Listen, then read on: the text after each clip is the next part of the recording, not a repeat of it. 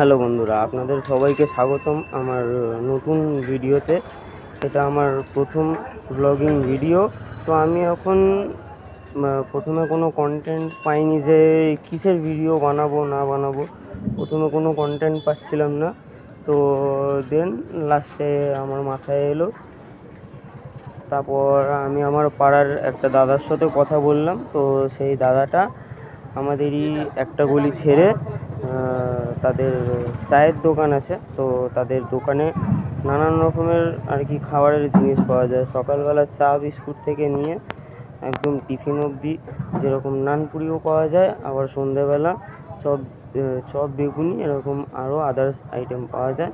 তো এখন time waste না করে যাওয়া যাক তার দোকানে, চলুন বন্ধুরা। এখন এই যে আমাদের পাড়া এটা, তো চলো যাওয়া যাক দাদাটার দোকানে। দাদাটার সাথে দুটো কথা বলতে যাই। এই যে দাদাটার দোকানে আমরা চলে এসেছি। এখন আপাতত দূর থেকেই দেখা যাচ্ছে দাদাটার দোকান এখন ফাঁকা আছে। তো লাস্ট টাইম বলে, তো দাদাটার সাথে ভালোভাবে কথা বলা যাক। বাপ্পা দা, কেমন আছো? ভালো আছি, তুমি কেমন আছো? এই যে দাদা চলছে।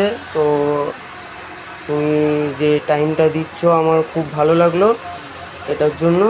তো বলছি দাদা, তোমার দোকান কটা থেকে খোলা থাকে দাদা? দোকান বিকালে 6:30 থেকে সকালে 8:30। আচ্ছা দাদা। আর দাদা, আমি তোমার দোকানে এসেছিলাম। তো কি কি জিনিস পাওয়া যায়? সকালে কি বানানো হয় আর বিকালে কি বানানো হয় তোমার দোকানে দাদা? সকালে নানপুরি হয়, চা হয়। হ্যাঁ।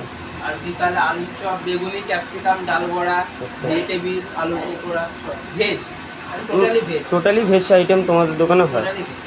আর যেমন সব দোকানই কোনো একটা বার বন্ধ থাকে, তোমাদের দোকানকে মানে কোন সময়ে বন্ধ থাকে? আমাদের খালি রবিবারটা বিকালে বন্ধ থাকে, সকালে খোলা থাকে। সকালে খোলা থাকে আর বিকালে বন্ধ থাকে, নাহলে সব দিনই বলতে গেলে খোলা? সব দিনই বলতে গেলে খোলা।